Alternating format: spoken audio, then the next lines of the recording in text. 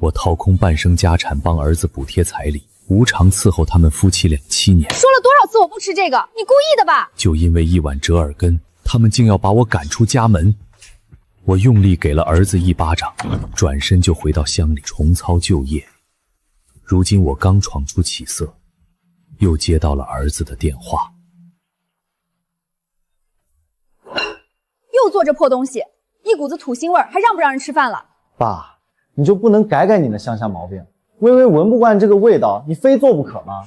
我就自己吃一盘，也碍着你。爸，晨晨他在长身体，能吃这种东西吗？乡下人才吃这垃圾食品。晨晨年纪小不懂，你也不懂吗？妈，爷爷刚刚给我做了大鸡腿，我已经吃过了。那也不行，我看着折耳根就恶心，香菜更是恶心。爸，你知道我微信名叫什么吗？叫不吃香菜。你明知道我不吃这玩意儿，你非要吃，你是不是故意恶心我？你一把年纪了，怎么心眼这么坏？爸，你是不是有点过于自私了？你明知道微微不喜欢折耳根和香菜，你为什么还要吃这种玩意儿？明知道我们刚回来还没吃饭呢，你饭也不做，就桌上放一盘折耳根，你怎么越老越糊涂了？我自私。自从我搬来城里，一家人的衣食起居全都是我在做。你们两口子天天去外面潇洒快活，孩子上下学接送全都是我在做。我像个保姆一样，连最低等的下人都不如。现在连老子想吃一盘折耳根都要被你们说3道4。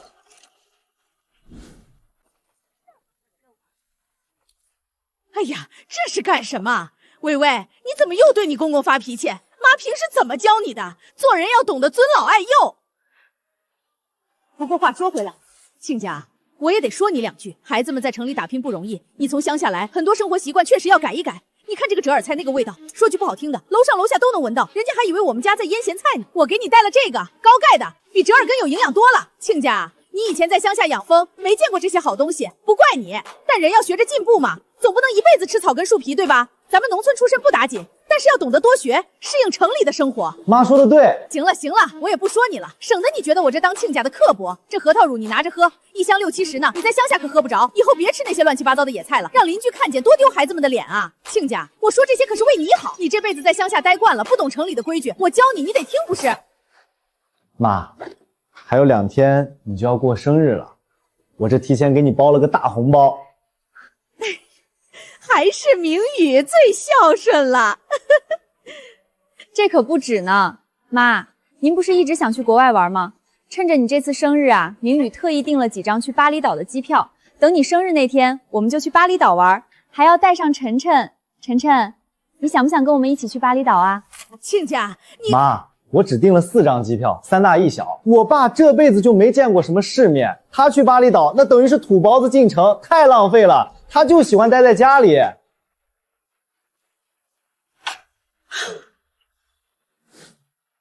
亲家，你别多想啊，明宇这是孝顺，你这当爹的应该高兴才对，教出这么个好儿子。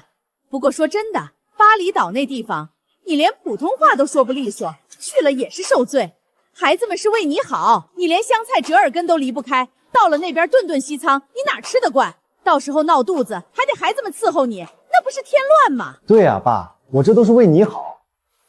为我好？把我丢在家里叫为我好？我卖老宅，套棺材狗给你们买房买车的时候，怎么没人说为我好？爸，你又翻旧账，那都是多少年前的事儿了。是啊，亲家，你那老宅子才值几个钱，乡下破房子卖了也就够个首付。你以为明宇他们容易啊？这房贷车贷大头还不是他们在还？你那点钱，说句难听的，就是块敲门砖，敲开了城里的大门，你该知足了。现在住在城里享清福，不比你在乡下干农活强。再说了，你把钱给儿子，那是你当爹的本分，养儿防老嘛。你现在不就靠着儿子住着楼房？哼，好一个养儿防老！李明宇，你摸着良心说，你抽你媳妇买几千的包，你们去巴厘岛，你给你丈母娘包大红包，你就把我扔在家里，我究竟是你爹还是你家养的要饭的？爸，你还不乐意了？行，你自己算算账。你住这儿、吃这儿、用这儿的水电燃气，我们跟你算过1分钱吗？你去外面打听打听，哪个老头有你这待遇？你真是不知好歹，给脸不要脸！你当年跪在地上求我卖房的时候，怎么不说我不要脸？现在你丈母娘过生日去巴厘岛，我连上桌吃盘折耳透都要看你们脸色。李明宇，你来，干什么？说你还不乐意？爸，你打我！你怎么敢打我？老子打儿子天经地义，老子打的就是你这个不孝子。老子打了儿子，你这个不孝的东西，你还敢打回来？行，这一巴掌我记住了。凭什么打明宇？你个老东西，疯了是不是？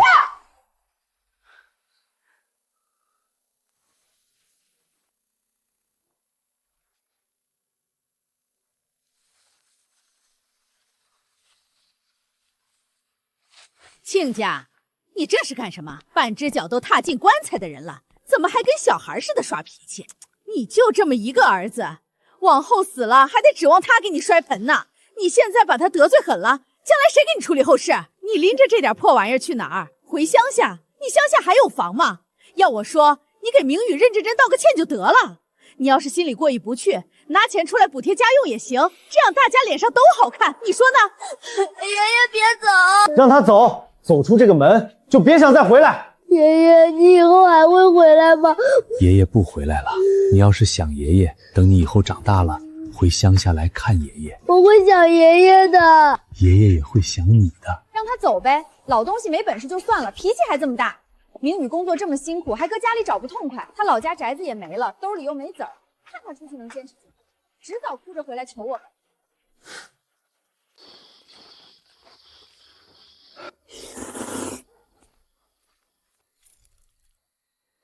李叔，真是你？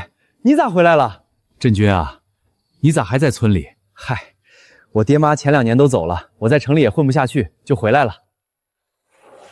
叔，你还没吃饭吧？进来进来，正好下了面。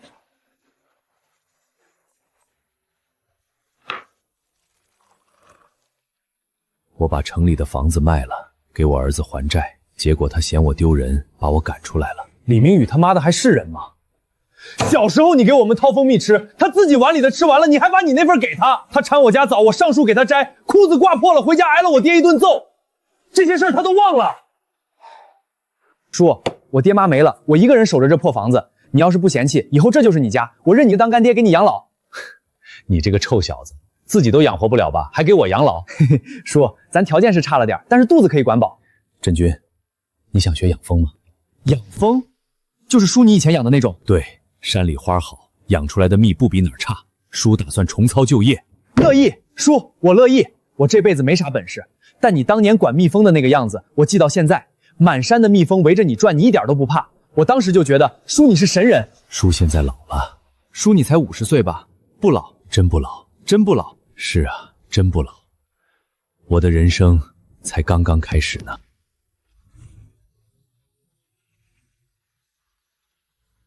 振军，养蜂的事儿还需要准备一下，不过你想挣钱不？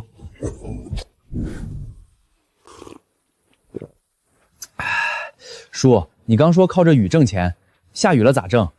总不能冒雨进山吧？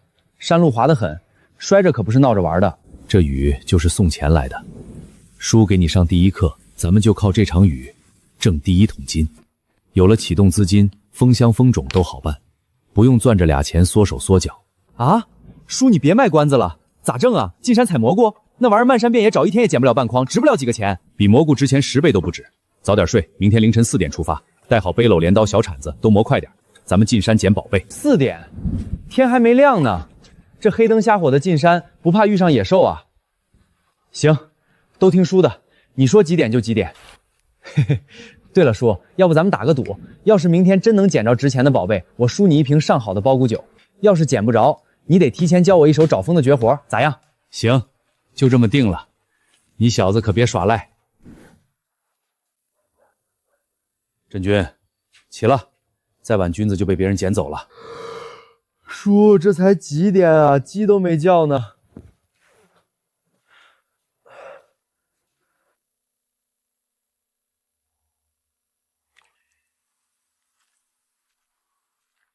叔，捡菌子拿个塑料袋就行了，背这么大的篓子哪能捡满啊？我以前也来捡过，一天也就找个3、5朵斗鸡菇，不够炒一盘的。这东西金贵难寻得很。我看咱们俩能捡个7、8朵就不错了。那是你不会找，山里的宝贝都藏在人看不见的地方。找对了地方，一捡就是一窝，背篓都不够装。叔，这地方我以前来过，啥都没有。我看咱们这赌，别急，等着瞧。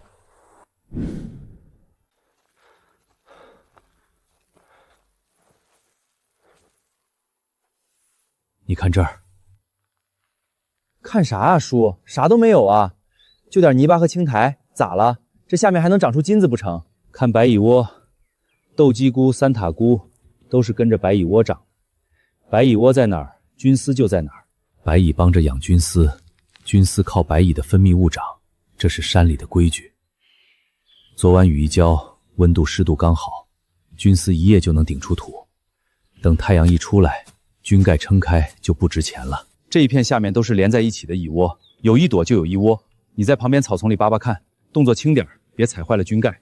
刚冒头的菌子最娇贵，踩碎了就卖不上价了。我就不信了，还能有一窝？白蚁窝跟菌子还能扯上关系？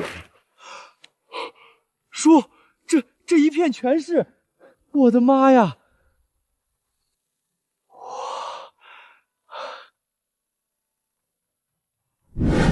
轻点挖，从根部2指的地方下铲，别伤了菌丝，明年还长。叔，你也太神了，这都能找到。你是怎么知道松针下面有白蚁窝的？我看着都一样啊。走得多了，看得多了就知道了。你看这松针的颜色比别的地方深一点，土也更松，下面10有8九有蚁窝。山里的一草一木都有门道，得用心看。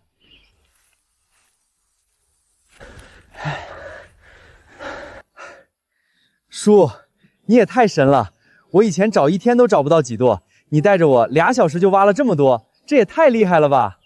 愿赌服输啊，一瓶好酒，别忘了。忘不了，10瓶都行。叔，这么多菌子咱哪吃得完啊？放1天就坏了，这么好的东西坏了可惜。吃不完就卖，镇上集市就有收的，趁新鲜赶紧下山，去晚了早3散了，价就压得低了。能卖多少钱1斤啊？几块？10几块？回去路上跟你说。走，趁新鲜，赶早集。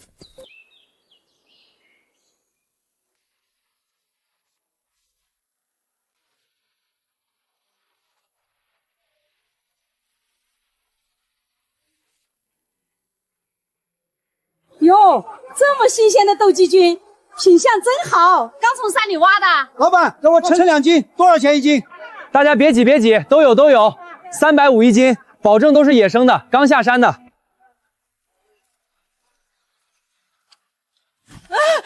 喂，谁让你们在这摆摊的？懂不懂规矩？在这条街摆摊得交保护费，知道不？保护费？什么保护费？我们给市场交了摊位费的，凭什么还给你钱？摊位费是市场的，保护费是哥几个的，不然的话，你这菌子能不能好好卖，可就不一定了，说不定哪天就被人踩烂了，对吧？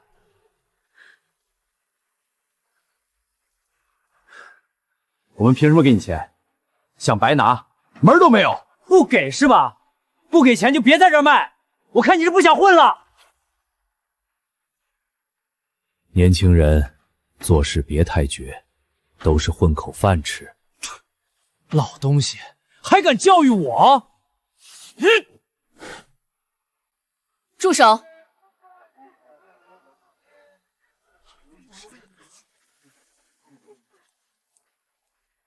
你谁呀你？多管闲事儿！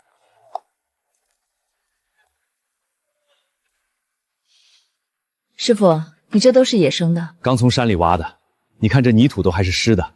南坡松树林里的正经三塔菇，菌盖都没开，最嫩的时候。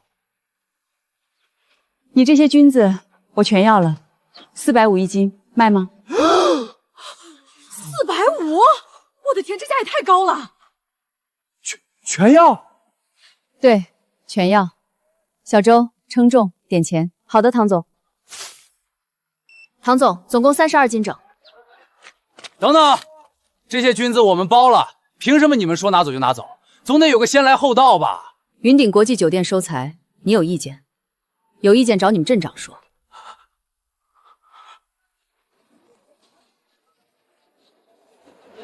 我叫唐婉清，云顶国际酒店董事长。我们酒店正在做高端山珍宴，就需要这种野生食材。以后你要是还有山货，不管是菌子、笋子还是药材，都可以联系我，我按市场价最高收。行，以后有货我联系唐总。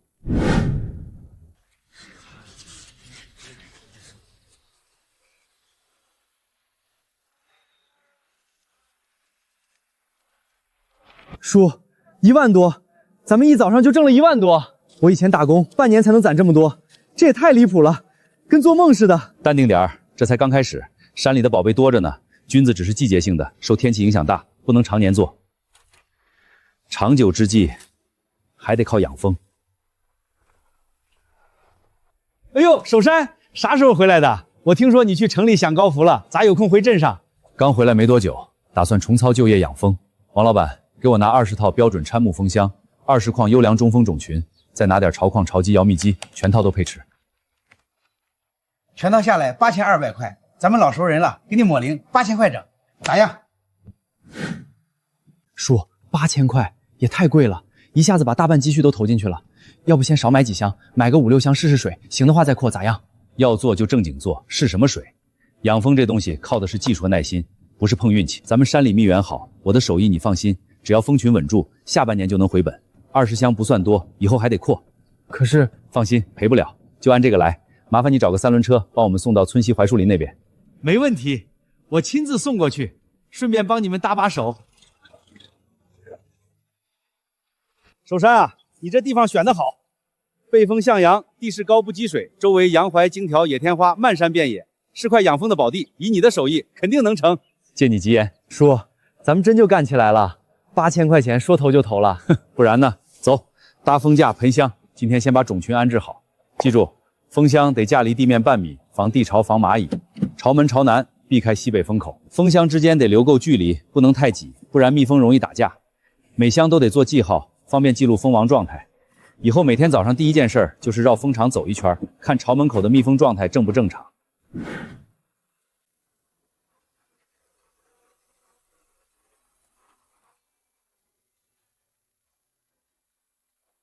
看巢门口蜂的进出密度，就能估摸出群势强弱。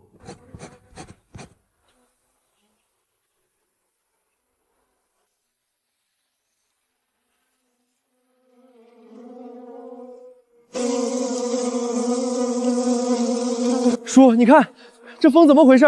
怎么都往外飞啊？是不是要跑？咱们刚买的蜂，要是跑了可就亏大了。别碰！现在蜂群躁动，你开箱容易被蛰，也容易惊飞蜂群。本来不跑都被你惊跑了。先观察，别慌。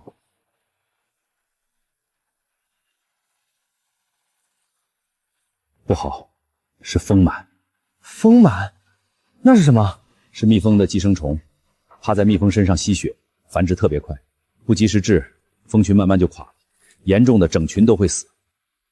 肯定是买的蜂种里带过来的，刚才没注意，夏季温度高，最容易爆蜂螨。啊，那怎么办？20箱的不会都死了吧？叔，8000块钱不会打水漂了吧？慌什么？有我在，垮不了。你现在回去把我编织袋里那个牛皮纸包拿过来，就是装着草药粉的那个，再拿个干净的喷壶过来，要新的，没装过农药的。好。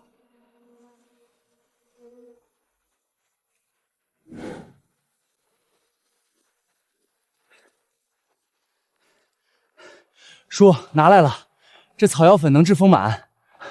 我以前听人说治蜂螨都用农药，管用的很。咱们不用吗？农药伤蜂也伤蜜，蜜里会有残留，人吃了不好。这是我爹传下来的方子，用的都是山里的草药，治蜂螨效果好，还没残留，不影响蜂蜜品质。你看，蜂螨就藏在蜂缝里和巢畔上，肉眼很难看见。这种草药粉，蜜蜂沾到身上会自己清理身体，蜂螨就掉下来了。连续喷3天，每天1次就能根治。叔，你也太厉害了，连这个都会，这方子也太神了。干了一辈子了，什么毛病没见过？养蜂就是这样，得天天盯着，一点小毛病不注意，就可能出大问题。以后每天早上第一件事就是先绕蜂场转一圈，看蜂群状态正不正常，早发现早治，就不会出大事。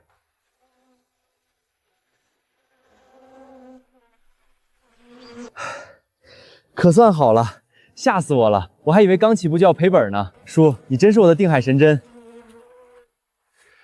记住了，干这行细心比力气重要，以后有的是东西要学。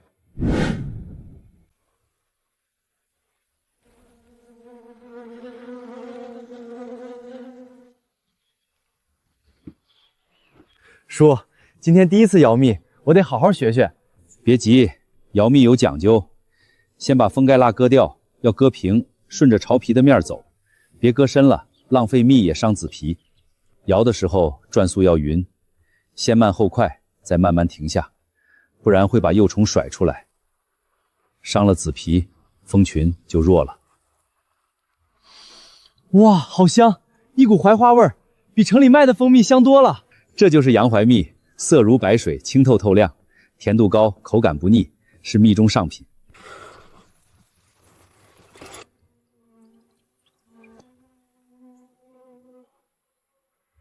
叔，太好吃了，甜而不腻，还有花香，比超市卖的蜂蜜好吃100倍。那些蜜甜的齁人，一点花香味都没有。那是自然，纯天然的成熟蜜，波梅度高，跟那些浓缩蜜、掺糖蜜能一样吗？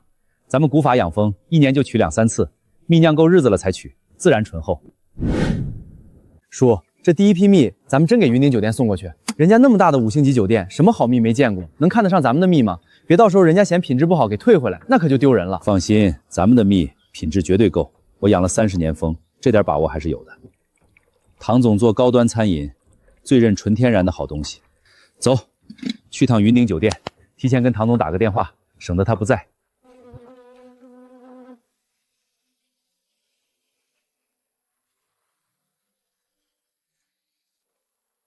李师傅还特意跑一趟，电话里说一声我让人去取就行。山路不好走，多累啊！这是今年第1茬洋槐蜜，我自己养的土蜂，古法酿的，没加过任何东西。你尝尝，看能不能入得了酒店的眼。要是不行，我再改进。哦，李师傅还会养蜂？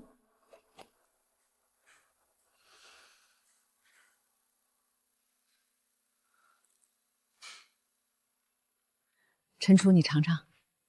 确实是顶级的土蜂蜜，波梅很高，花香味正，口感醇厚不齁甜，不管是做甜品还是入菜都绝了，比咱们现在用的进口蜜还好。李师傅，这样以后你家的蜂蜜我们酒店全包了。不管是后厨做菜做甜品，还是前台的伴手礼，都用你的蜜，价格就按高端土蜂蜜的市场价，1斤180，月接绝不拖欠，你看行不行？行，唐总痛快，我也不啰嗦，以后品质你放心，保证都是自然成熟蜜，绝不掺假，也绝不喂白糖。哪天你觉得品质下降了，随时可以终止合作。我信得过李师傅的人品，你要是产量够，以后我还能帮你推给其他餐饮圈的朋友，他们都在找好的野生食材，就是怕遇上掺假的，你这品质绝对受欢迎。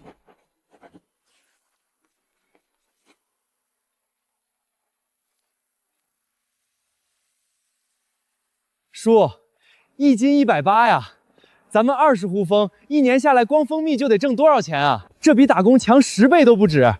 我以前想都不敢想，咱们的蜜能进5星级酒店。这才刚开始，以后产量上来了，还能卖去更多地方。但你记住，不管卖多少，品质都不能降，砸了招牌就再也捡不起来了。我记住了，叔，品质第一，挣钱第二。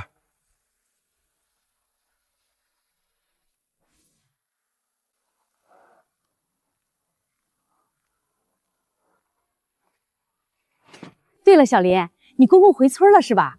我听我侄子说，你公公回村养蜂了，干得还挺红火，天天往山里跑，晒得黢黑，说还带着村里的张振军一起干，好像还挺挣钱的，是吗？我不太清楚。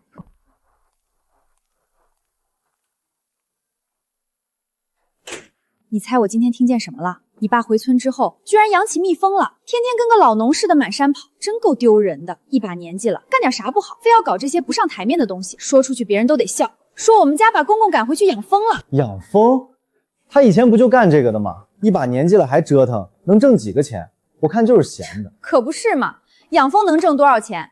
累死累活1年，还不如你1个月工资多。我看他就是在村里混不下去了，才干回老本行，折腾不了几天，钱赔光了，蜂也养死了。肯定还得回来求咱们，我还以为他多有骨气呢，摔门走了多威风啊！原来也就只会挖野菜养蜜蜂，到底是乡下出来的，没出息。离开咱们，他也就只能干这个。就是，我就说他撑不了几天。养蜂哪是那么好干的？遇上病虫害、坏天气，赔得底朝天都有可能。他都多少年没养了，手艺早就生疏了。等他钱花完了，蜂也养砸了，自然就回来求咱们了。等他回来，规矩可得立好。上次还敢动手打你，简直反了天了。首先让他跪在门口道歉，不认错就不让进门。其次，他那点养老金卡也得交上来，每个月给他点零花钱就行，省得他瞎折腾。还有，以后家里他做饭打扫卫生必须听我的，折耳根那种东西绝对不许再进家门。家里卫生1天得拖3遍，不能弄得脏兮兮的。一把年纪了，也不知道省着点用，手里有俩钱就瞎折腾养蜂，我看就是闲的。行，等他回来再说。这老头不给他点颜色看看，他不知道这个家谁说了算。等他回来，非得好好治治他的脾气。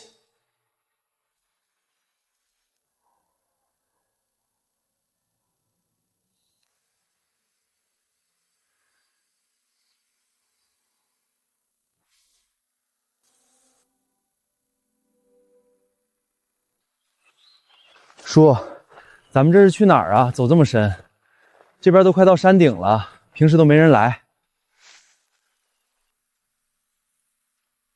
叔，这又是什么好地方？这树根底下有宝贝。野天麻治头晕头疼的，是味好药材。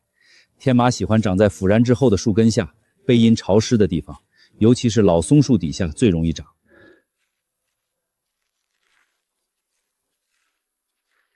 这种年份长的，城里药店卖得很贵，人工种植的药效差远了。天麻，我只在药店见过干的，原来长土里啊！都在土里藏着呢，哪能一眼就看见？你看这几根细细的红杆，这就是天麻的苗。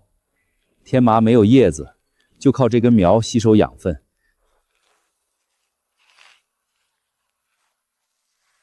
好家伙，这么多，这也太大了，得长多少年啊？至少5、6年往上。挖天麻不能全挖完，得留2个小的埋回去，再盖上土，明年还能长，不能赶尽杀绝，这是山里的规矩。叔，这天麻能卖多少钱一斤啊？比蜂蜜贵不？贵多了。明天咱们去趟城里，除了给酒店送这周的蜂蜜，再去同德堂药铺问问，那是100年老字号，最认野生药材，价格给的公道，而且长期收。咱们多铺一条渠道，就多一条路，不能总靠着一家。同德堂，我听说过，那可是大药店，里面的药都贵得很。他们能收咱们的货吗？货好就不怕没人收。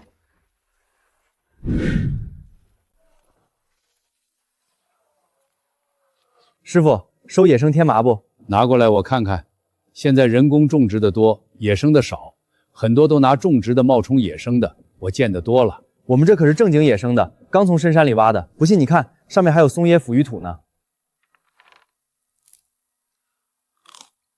怎么样，是野生的吧？我们可没骗人。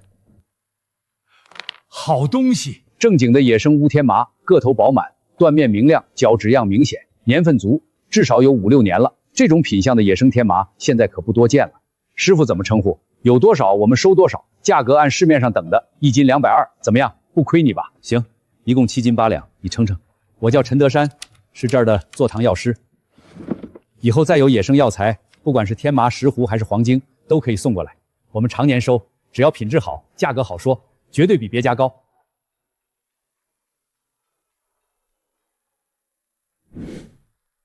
叔，又多了一条销路，这药材也太挣钱了，7斤天麻就卖了1000多。以后咱们没事就进山挖药材，比养蜂来钱还快。药材可不能天天挖，野生药材才长得慢，挖一次得缓好几年，不能总往深山里跑，挖绝了以后就没有了。山里的东西得细水长流。也是哦，我光想着挣钱了，还是叔你想的长远。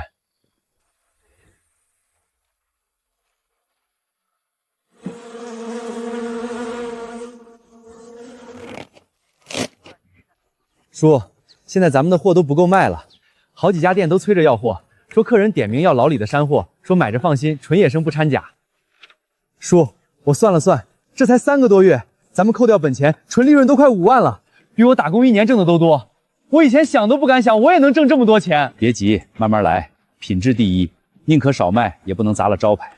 山里的东西得慢慢取，不能赫择而渔。菌子不能挖掘，药材不能采尽，蜜蜂不能摇太猛，细水长流才是长久之道。我懂，叔你说的话我都记着呢。对了，叔，昨天县城的特产店老板说想让咱们把蜂蜜包装一下，做成礼盒，卖得更贵，也好送礼。你觉得咋样？可以是可以，但包装不用花里胡哨，干净结实就行。重点还是里面的东西。叔，你说这日子也太快了，这才几个月，菌子、野菜、蜂蜜、药材几条路子全通了，月月进账都稳得很，蜂场都扩到30多箱了。我以前想都不敢想能有这浆果。稳着来，山里的东西，后代肯用心的人，只要品质不松，路子只会越走越宽。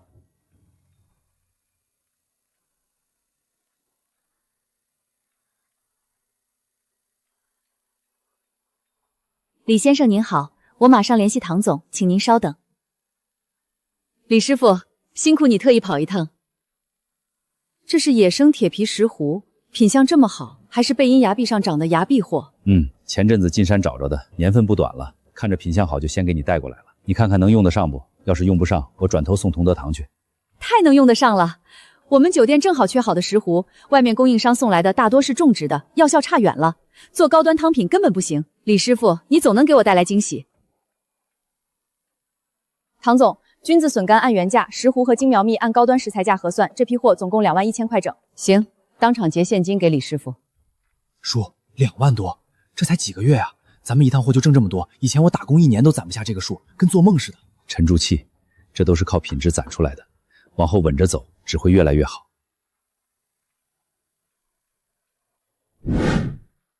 李师傅，感谢你一直给我们供应这么好的食材。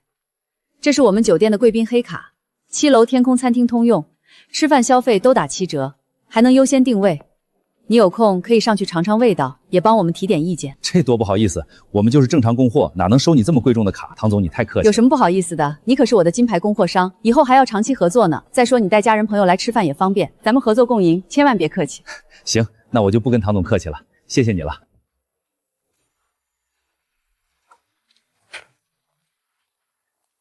哎呦我的天，这酒店装修可真气派，到处亮堂堂的，不愧是5星级大酒店。那可不，特意带您来开开眼界，这可是咱们市里最好的酒店。行了妈，一会儿去7楼天空餐厅吃饭，那风景才叫好。我提前1周才订到的位置。哎，怎么是他？谁呀？微微，你咋了？神神叨叨的。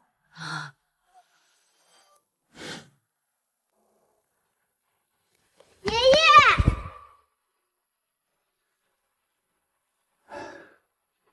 晨晨，想爷爷没？想。爷爷，你去哪儿了？我都好久没见你了，给你打电话你也不接，我还以为你不要我了。爷爷换了新号码，忙着做事没顾上告诉你，是爷爷不好，让晨晨担心了。晨晨，过来！爸，你怎么跑到这儿来了？这地方不是随便进的，你们怎么进来的？这里是5星级酒店，不是菜市场，不是什么人都能进的，别到时候被保安赶出去，丢我们的人。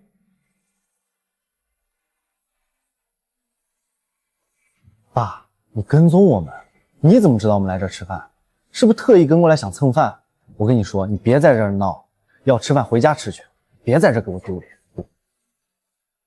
明宇，你怎么说话呢？我们是来跟酒店谈合作的，是唐总亲自请我们过来的，什么跟踪不跟踪的，你说话也太难听了。合作？就你们？别开玩笑了，张振军，你回村之后游手好闲也就算了，还跟着我爸瞎胡闹，谈合作？你们知道什么叫合作吗？别在这丢人现眼，赶紧走，别让我同事看见，平白笑话我。就是，这可是云顶酒店，7楼天空餐厅，人均好几百，一道菜都顶你半天工资。亲家，你该不会是看见我们来吃饭，特意跟过来想蹭饭吧？一把年纪了，怎么还干这种上不了台面的事儿？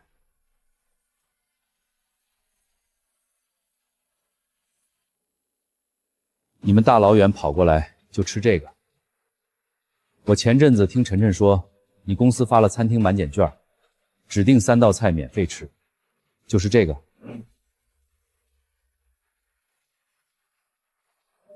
你胡说什么？我们这是先垫垫肚子，一会儿正菜才上。关你什么事儿？我们愿意吃清淡点，最近养生，大鱼大肉吃腻了，就想吃点素的清清肠胃。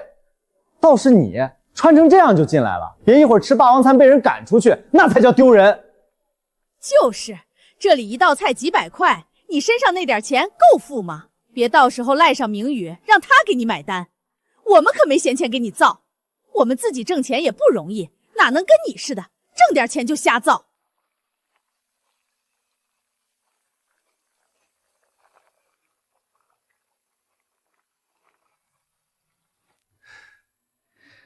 晨晨想吃什么，跟爷爷说，爷爷请客，想吃啥就点啥，不用省。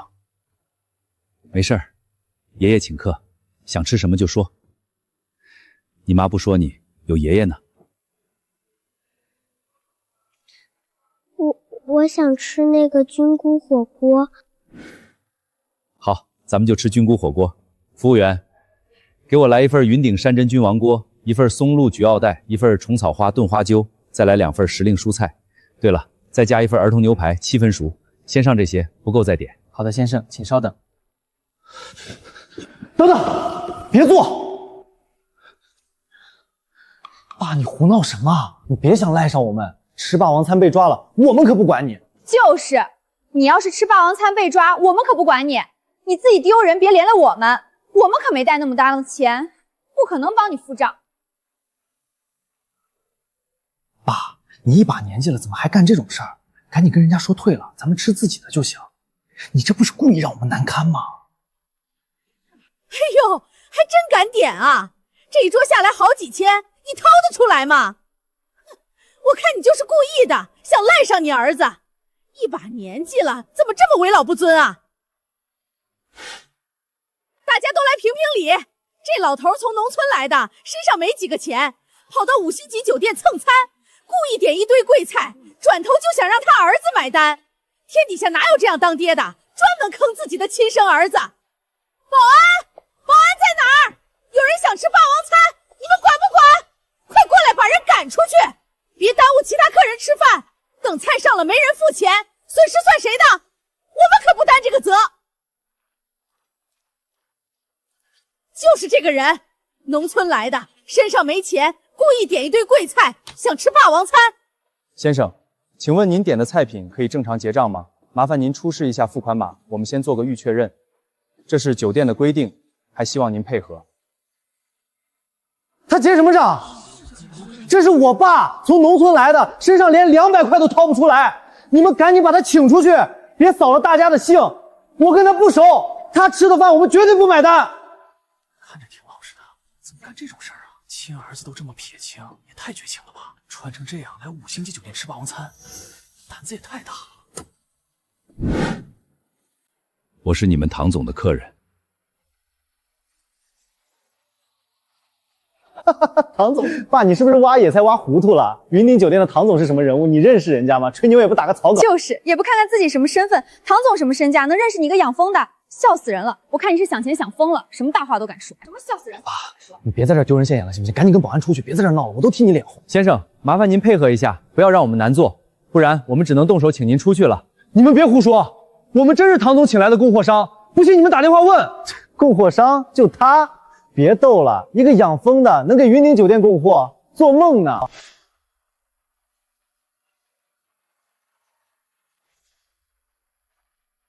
我看谁敢动！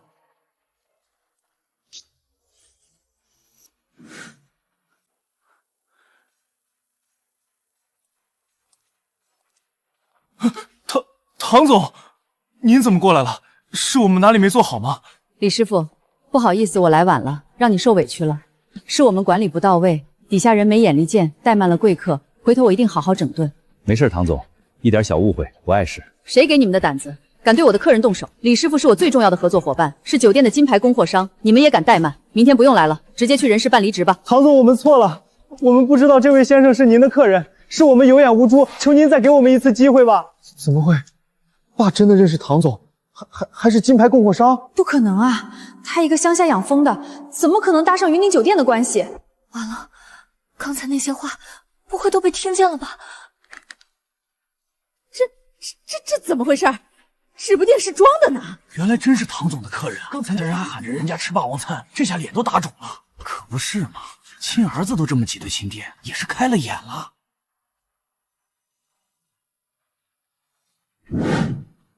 唐总，算了，他们也是按规矩办事，不清楚情况，口头提醒一句就行，不用开除。出来打工都不容易，找份安稳工作难。既然李师傅替你们求情，就记一次大过，扣当月绩效。还不快谢谢李师傅！谢谢李师傅，谢谢李师傅，大人有大量，我们以后一定擦亮眼睛，再也不会犯这种错了。李师傅，包间我已经提前准备好了，要不咱们换个地方用餐，安静些，也没人打扰。不用麻烦了，我就是带孙子出来吃口饭，吃完就走，就在这儿坐挺好的，孩子喜欢热闹。这顿饭算我的，你们沾了晨晨的光，以后做人踏实点，别总看不起这个看不起那个。山外有山，人外有人，你看不起的人，可能是你一辈子都达不到的高度。爸，我知道了。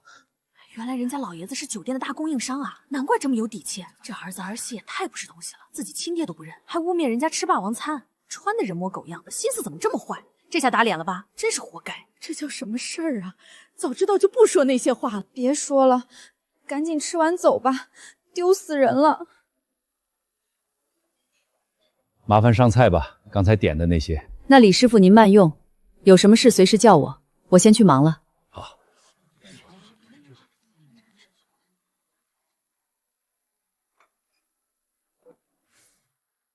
爷爷，好多好吃的，比家里的饭香多了。慢点吃，没人跟你抢，不够咱们再点。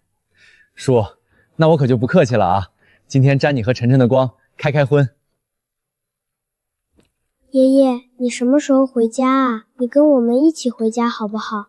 我想天天跟你一起吃饭，还想让你给我讲山里的故事。爷爷在老家住，山里有好多事要忙，蜂群要照看，药材也要打理。等你放假了，让爸爸带你回去看爷爷。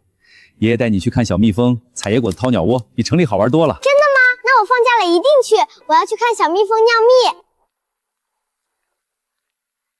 开车送李师傅和孩子回去，路上慢点开车，注意安全，务必送到家门口。好的，唐总。不用这么麻烦，唐总，我们坐大巴回去就行，挺方便的，不耽误你时间。不麻烦，正好我也顺路去镇上办点事儿。快上车吧，带着孩子呢，别吹风着凉了。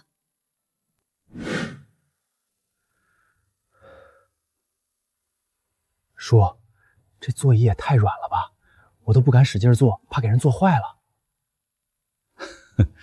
放松点儿，就是个代步车，别这么拘束。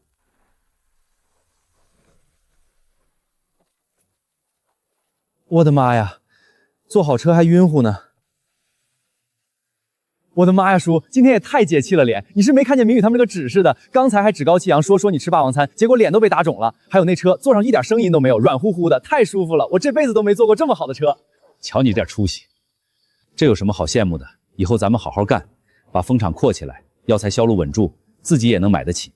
靠别人不如靠自己，自己挣来的才踏实。叔，你说的对，咱们好好干，以后肯定能越来越好。等咱们挣大钱了，也买个小汽车开。当初掏心掏肺换不来半句热乎话，现在反倒落得踏实。人啊，还是得靠自己。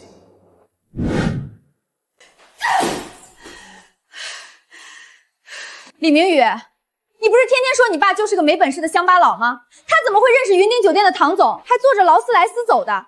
你不是嫌他养蜂丢人现眼吗？我看你才最丢人！今天我这脸都被你丢尽了，全酒店的人都看我们笑话。我怎么知道？他以前就是个穷养蜂的，一辈子没出过几次山，谁能想到能搭上唐总的关系？养蜂的能让唐总那么客气，还一口一个金牌供货商，都怪你！当初要是不对你爸那么差，咱们现在能跟着沾多少光？云顶酒店的长期供货啊，那得多少钱？还有唐总的人脉资源，全被你搞砸了，你就是个废物！现在全怪我了，当初是谁嫌他吃折耳菜味道大，当着他面把整盘菜倒垃圾桶里？是谁天天说他身上有风香味脏？现在这不好那不好，你和你妈一唱一和挤兑他的时候，我拦得住吗？你当时比谁都凶。我那不是不知道他有这本事吗？你是他亲儿子，你自己爹有多大本事你不知道？你要是早说他能跟云顶酒店搭上线，我能那样对他？你不就是觉得他是个养蜂的给你丢人吗？现在好了，这么大的靠山就这么没了，都怪你，全是你的错。行了，吵就知道吵，现在说这些有什么用？人都走了大半年了，难不成我还能低三下四把他求回来？我以为他老了干不动了。当年他卖老家房子给我娶媳妇儿，我知道他手里有点积蓄，可我真没想到他回村还能东山再起。我一直以为他离开我就活不了，迟早得低三下四回来求我。现在说什么都晚了，他肯定恨死我了。今天当着那么多人面，我们那样挤兑他，污蔑他吃霸王餐，换谁也不可能原谅。我原以为他就是个没用的乡下老头，没了咱们就活不下去，所以想怎么拿捏就怎么拿捏。谁知道人家根本不是没本事，就是懒得跟咱们计较，凭自己的手艺吃饭，过得比咱们好10倍100倍。要不咱们抽时间回村看看他，买点好酒好烟营养品，当面跟他道个歉。毕竟是亲父子，哪有隔夜的仇啊？他总不能真的不管咱们吧？他那脾气你又不是不知道，犟得像一牛。当初摔门走的时候就没打算再回去，他未必肯开门见咱们。那也得试试啊，总不能眼睁睁看着这么大的靠山就这么没了吧？你好好想想，他要是肯拉咱们一把，咱们还用得着天天挤公交上班，还用得着为了满减优惠券去云顶吃那韩臊的3道菜？也不能太急着去，现在刚闹完，去了也是碰钉子。等在村里合作的事定下来了，咱们再找个由头回去，就是顺便看看能不能搭把手。到时候话说软点，他心一软，说不定就对，就这么办。到时候我多买点他爱吃的东西，好好说几句软话。亲父子哪有真记仇的？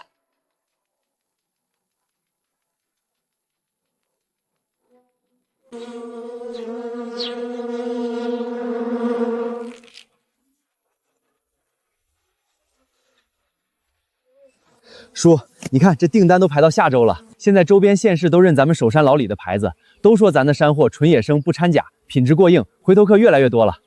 都是靠老主顾捧场，咱们把品质把严，别砸了招牌，路子就能越走越宽。叔，这黑黢黢的地下真能找到松露？我咋觉得跟寻宝似的，全靠蒙呢？这东西埋在土里，看不见摸不着的，也太难找了。找多了就有经验了。你看这种细细的裂纹是地下的菌丝顶出来的，下面大概率就有松露。这东西跟树根共生，专挑橡树、真树底下长，尤其是这种老树根旁边，养分足，松露长得就大，下手轻点。松露娇贵得很，要是挖破了皮，价格直接折半。这东西号称餐桌上的黑钻石，都是按克卖的，半点都马虎不得。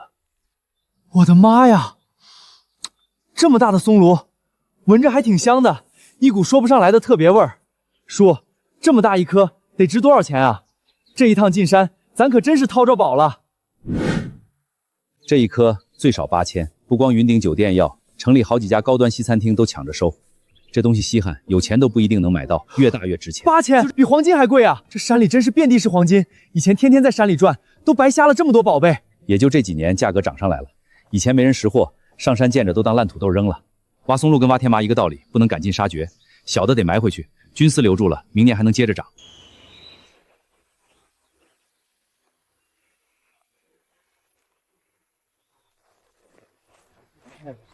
叔，咱这一上午挖了3颗，大大小小加起来，少说能卖2万多吧？这可比挖药材还挣得多。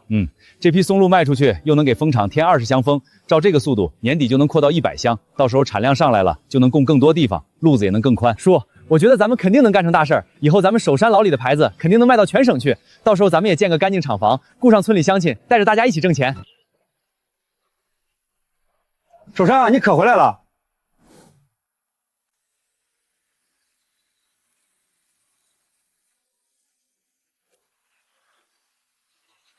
李师傅，怎么回事？我刚进村碰见村民说镇里来人，让你们停业整顿，到底出什么事儿了？也没什么大事儿，我们没办养殖备案手续，属于无证经营，让先停业，手续办下来再养。手续的事好办，蜂场只要符合环保和养殖标准，备案手续很快就能批下来。李师傅，咱们这养的都是中华蜂，平时取蜜是摇蜜还是割蜜？病虫害一般怎么防？用不用药？都是本地土蜂，一年只春末、秋末取2次蜜，都是摇蜜，不伤子息。病虫害靠管理，勤换箱、勤打扫，不用药，靠天然蜜源养着。废弃的巢牌、死蜂都统一装桶，拉去山里深埋，不往村里倒。李师傅，你这蜂场管理的是真好，标准比很多规模化的大型蜂场都高，完全符合绿色养殖标准。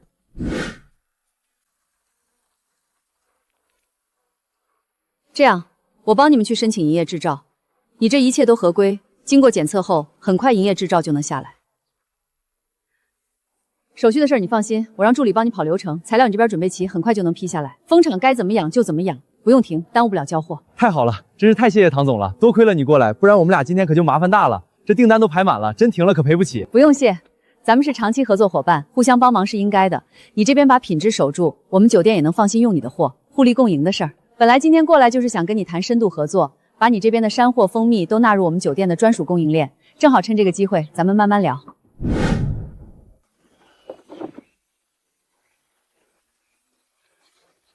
李师傅，我这次来是想跟你谈深度合作，不只是日常供货那么简单。我想跟你联手，把首山老李做成一个正经的原生态食材品牌。品牌？对，不只是给云顶供货，要做完整的产品线，蜂蜜、菌菇、笋干、山野菜，全都做成标准化的礼盒。不光进云顶的礼品部，还要进本地的高端双超，做企业定制礼、节日礼盒。以后还能拓展预制菜、蜂蜜衍生品，市场空间很大。你的手艺和品质是核心，我的酒店和渠道是出口，咱们强强联合。品牌归咱们共有，利润分成你6我4，你出技术和货源，我出渠道和运营，你占大头，你看怎么样？叔，做品牌进高端商超啊，这可是以前想都不敢想的好事儿。咱们一个村里养蜂的，居然能做出自己的牌子来。唐总这么看得起我，我也说句实在话，品质我能拍胸脯保证，全是大山里的真东西，绝不掺假。合作可以，但我有个条件。你说。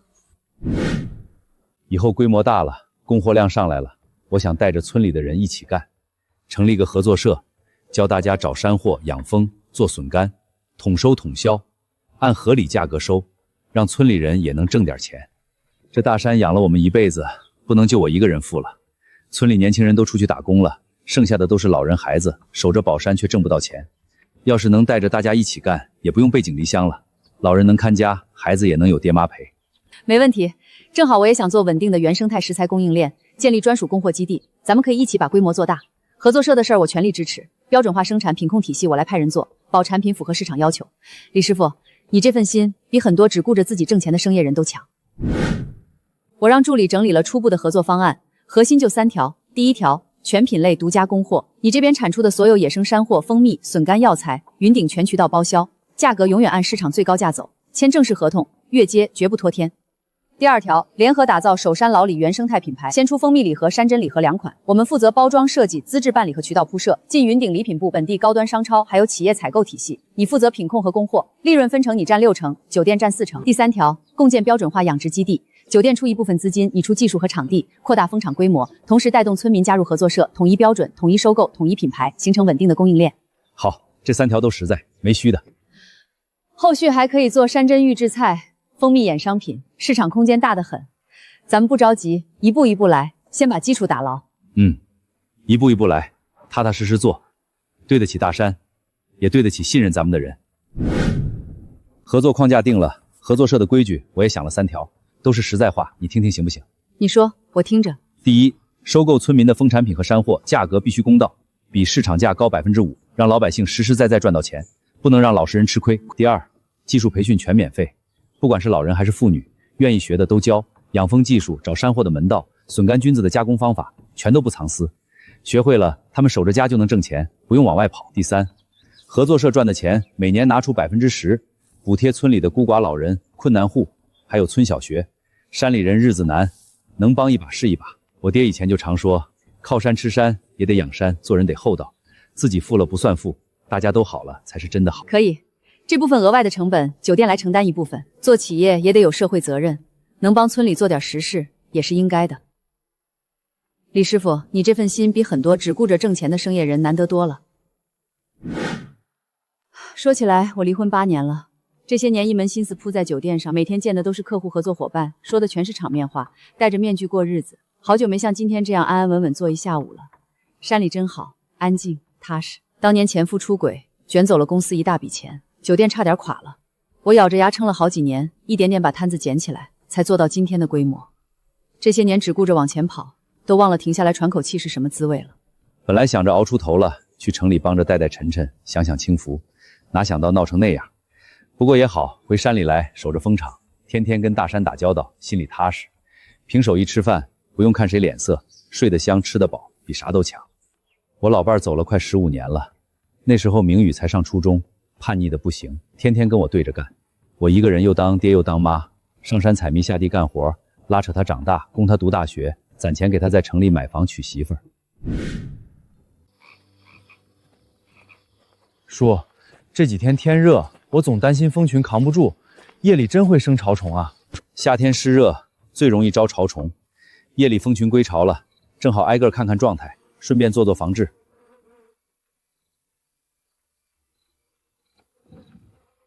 你听，蜂群声音均匀，嗡嗡的很平稳，这就是状态好。要是嗡嗡乱响，躁动不安，就得留神了，要么是进了天敌，要么是要分蜂，要么就是生病了。夏天热，蜂箱得遮阴，不能直晒，每天得喂点淡盐水，蜂群才不容易垮。等入了伏，还得在蜂场周围洒水降网温，不然蜂群扛不住暑气。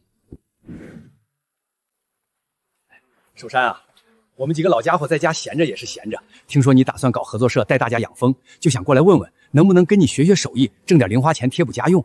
我们都信得过你的手艺，也信得过你的人品，跟着你干，我们心里踏实。是啊，守山，你就教教我们吧。我们年纪大了，出去打工没人要，在家种那点地也换不了几个钱，孙子孙女上学都得花钱。我们不怕吃苦，能学会多少算多少，就想给家里减轻点负担。有啥不行的？都是乡里乡亲的，客气啥？等过2天我腾出空，统一给大家讲技术，手把手教，绝不藏私。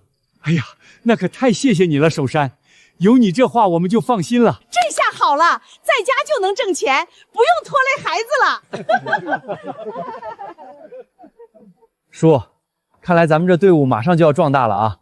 等以后全村都跟着你养蜂采山货，你就是咱们村的带头人了。啥带头人不带头人的，都是乡里乡亲的，能带着大家一起过好日子，比啥都强。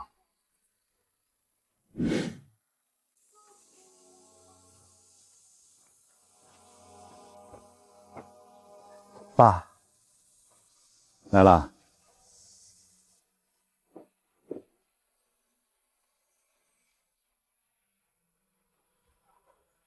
怎么有空回来了？有事儿？我就是回来看看您。这阵子听村里说您这边办合作社挺忙的，我就过来瞧瞧。爸，我之前的事儿是我不对，我跟你道歉。我糊涂，我混账，不该那样对你。我就问你一句，你今天来是真心觉得错了，还是看着我现在日子过好了，合作社也办起来了，想回来沾光？我不怪你，你是我儿子，我养你长大是我该做的，我卖房子给你娶媳妇儿也是我心甘情愿，但我不欠你的。80多万房款，几年免费劳力，我该给你的都给了。以后城里的家我就不回去了，我在山里住得踏实自在。你要是还认我这个爹，就带着晨晨常回来看看，要是不认也没关系，我自己能养活自己，不用你养老。合作社是我和村里人一起干的，跟你没关系。爸，我真的知道错了，以前是我糊涂，被日子磨得没了良心，我以后改，我一定改。你就再给我一次机会，让我弥补你，行不行？不是我给的，是你自己挣的，日子是自己过的，路也是自己选的。爷爷，我来看你了，这是我在路边摘的花给你。谢谢晨晨，花真好看。爷爷回头找个玻璃瓶子养起来，就放窗台上。爷爷，我好想你呀！我们学校新养了小兔子，还有，我想吃你做的蜂蜜小面包。爸，来了就坐吧。振军搬2个凳子出来。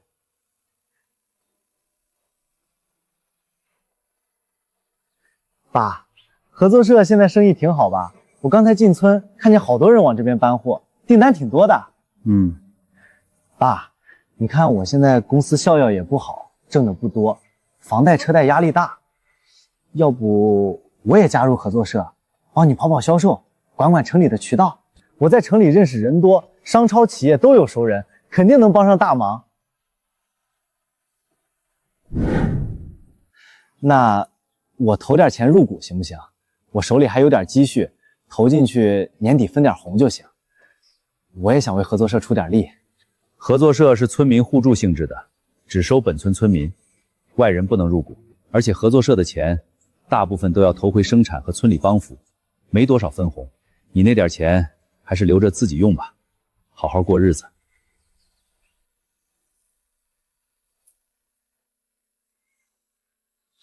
爷爷，我不想走，我还要跟你去看小蜜蜂。晨晨听话，下次妈妈再带你来，爷爷还要忙呢。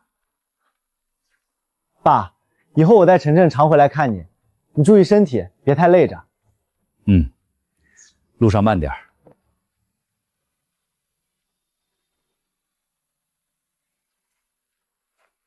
叔，你就这么让他们走了？当初在酒店他们怎么对你的？这么快就忘了？还想入股分红，想得到美！我看他们根本不是真心道歉，就是奔着好处来的。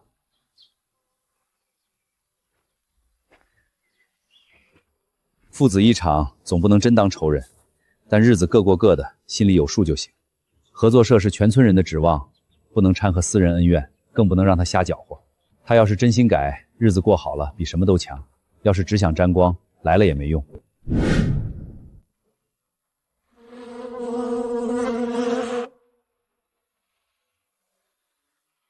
爷爷好厉害，比幼儿园老师编的还好看，回头你教我好不好？好啊，等你放假回来，爷爷教你编草蚂蚱，还带你去掏鸟窝。爸，以前是我不对，做了不少糊涂事儿，让你寒心了。以后我常带晨晨回来看你，你也别总扑在风场上，注意身体，别太累着。你也好好过日子，把晨晨照顾好，比啥都强。爷爷再见，我放假还来跟你去看小蜜蜂。叔，你别说，他好像真的改了点儿。这次来啥好处都没提，就陪着晨晨玩了半天，临走还主动帮你整理了风箱架子。改不改是他的事儿，咱们过好咱们的日子就行。他能踏实过日子，把晨晨带好，就比啥都强。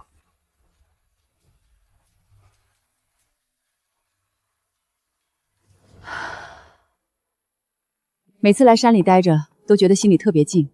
在城里天天对着客户报表，戴着面具过日子，累得慌。到这儿来喝杯茶，看看山，就觉得什么烦心事都散了。山里日子慢踏实，你要是累了就常来坐，随时都欢迎。不光是山里好，也是跟你聊天舒服。这么多年，能不用揣着心思说话的人不多，咱们也算难得的知己了。能有唐总这么个朋友，也是我的福气。